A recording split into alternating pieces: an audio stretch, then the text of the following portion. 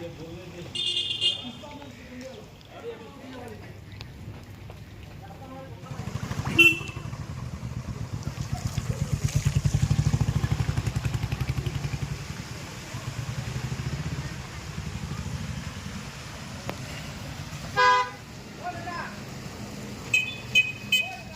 पे ये रेडू तो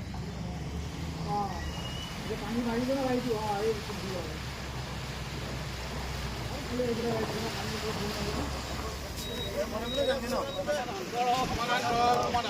এই সংগ্রাম চলিছে চলিছে চলিবই চলিছে চলিছে লাগিবই লাগিবই লাগিবই লাগিবই লাগিবই লাগিবই সংগ্রাম চলিছে চলিছে চলিবই চলিছে লাগিবই লাগিবই সংগ্রাম চলিছে চলিছে চলিবই চলিছে চলিছে চলিবই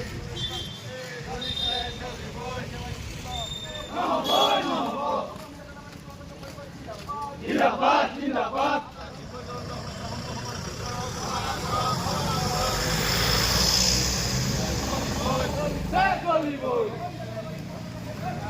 जिंदाबाद जिंदाबाद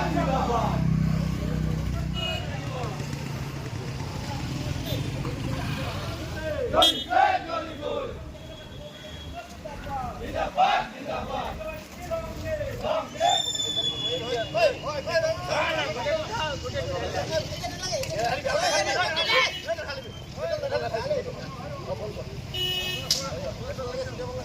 bukan mudapat mudapat mudapat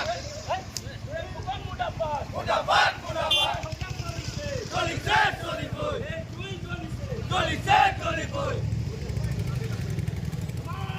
mari lagibo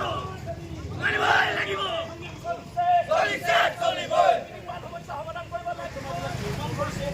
গতিকে আহ্বান জনাইছোঁ বড়ো সভাক আহ্বান জনাইছোঁ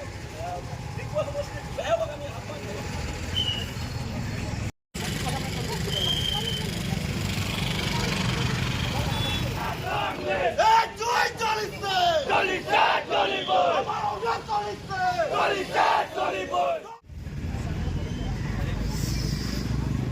আজি অসম জাতীয়তাবাদী যুৱ ছাত্ৰ পৰিষদ ডিগবৈ আঞ্চলিক সমিতিৰ উদ্যোগত আজি ইয়াত প্ৰতিবাদ সাব্যস্ত কৰা হৈছে। এই প্ৰতিবাদ কাৰ্যসূচীস্থলীৰ পৰা আমি ডিগবৈৰ বিধায়ক সুৰেন ফুকনক আমি সকীয়াই দিছোঁ যে অতি শীঘ্ৰে যি ধৰণে ডিগবৈ নগৰত কৃত্ৰিম বানে যি সমস্যা সৃষ্টি কৰিছে এই সমস্যা কিন্তু স্থায়ী সমাধান কৰিব লাগিব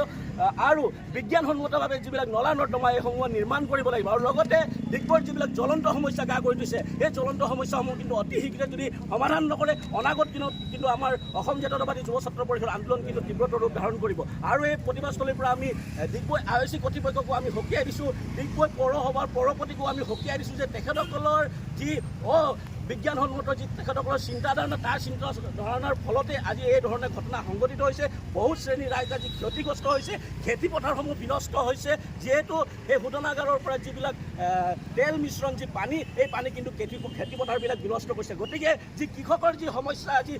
সমাধান কৰিব নোৱাৰে চৰকাৰখনে এই কৃষকৰ কিন্তু আজি তেখেতসকলৰ পানী যাবলগীয়া হৈছে, তেল পানী গৈছে আৰু খেতিপথাৰ বিনষ্ট হৈছে। গতিকে কৃষকক ক্ষতিপূৰণ দিব লাগিব আৰু যি নগৰখনত যি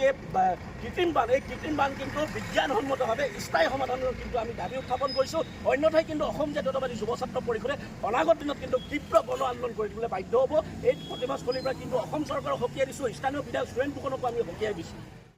আমি প্ৰতিক্ৰিয়া কৰি প্ৰতিবাদ সাব্যস্ত কৰিছোঁ আৰু অনাগত দিনত কিন্তু আমাৰ আন্দোলন কিন্তু তীব্ৰতৰ ৰূপ ধাৰণ কৰিব।